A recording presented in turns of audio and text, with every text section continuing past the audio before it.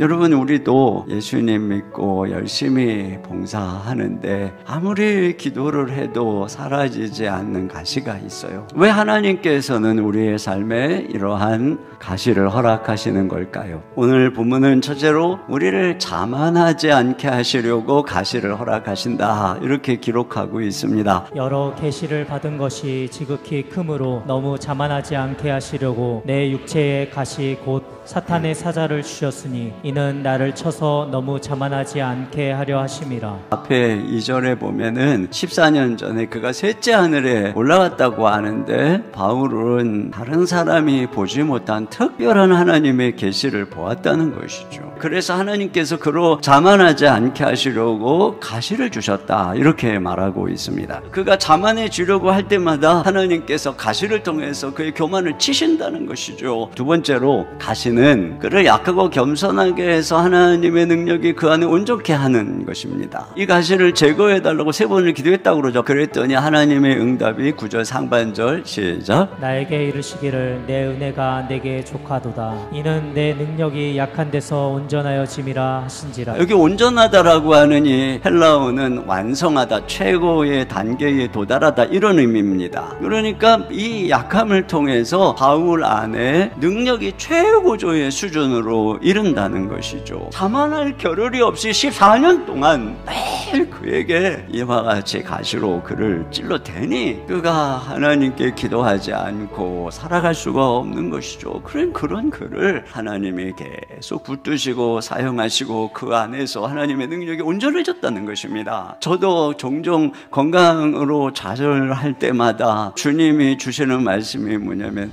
네가 건강하면은 얼마나 잘할 것 같으냐, 지금보다 훨씬 컨디션이 안 좋고 힘들 때 어떤 일이 너에게 일어났느냐. 그리고 제가 저를 생각해 보면은, 제가 이 전도사 시절에 폐결핵과 불면증으로 시달리던 젊은 날에 주님을 목숨 걸고 붙들었더니 주님의 특별한 은혜가 제 안에 나타났습니다. 개척을 하고 새벽 기도를 할 체력이 안 돼서 새벽에 일어나서 모기만한 목소리로 아주 창백한 얼굴로 이 강단을 꽉 붙들고 그렇게 설교를 했어요. 그렇게 비실비실하면서 개척 때 목회를 했습니다.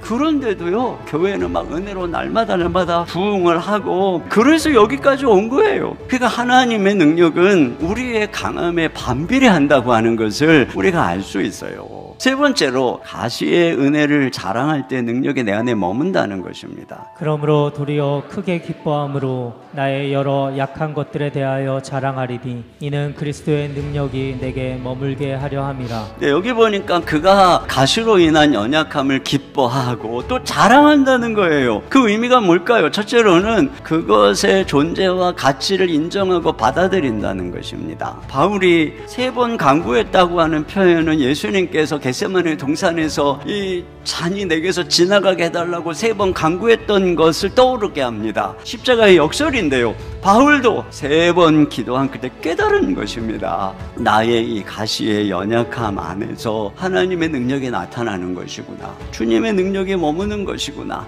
그 가치를 인정한다는 거예요. 그러니까 오히려 기뻐하는 것입니다. 두 번째로, 약함을 자랑한다는 것은 주님을 높인다는 의미입니다. 자, 이렇게 자랑하는 이유를 9절에 뭐라 그러냐면, 이는 그리스도의 능력에 내가 머물게 하려 함이라. 근데 여기에 머문다라고 하는 이 단어는 구약으로 치면은 쉐키나라고 하는 의미입니다. 하나님이 임재하신다라고 하는 것이죠. 우리가 자신의 약함을 자랑한다는 것은 그분을 높이는 것입니다. 내가 약하다고 말할수록 이 일은 내가 한 것이 아니고 하나님이 한 것입니다 라고 말하는 것이기 때문이죠. 그러나 여러분, 반대로 우리가 어떤 성취 앞에서 자신의 강함을 드러낼수록 이것은 다 내가 했습니다, 이것은 교만이고 자만인 것입니다, 하나님의 영광을 가로채는 것이에요. 그렇다면 하나님께서는 그 사람 안에 더 이상 거하지 않게 되는 것입니다. 그러니까 우리 주님께서 늘 내 속에 머물게 하시기 위해서 우리의 약함을 자랑한다는 것이에요. 세 번째로, 약함을 자랑한다는 것은 우리가 예수님의 길을 따라가는 것입니다. 여러분, 예수님의 전 생애는 약함의 생애였습니다. 하나님이시지만 당신의 신성을 연약한 육체의 약함 속에 인성 안에 감추셨습니다. 그렇기 때문에 예수님께서는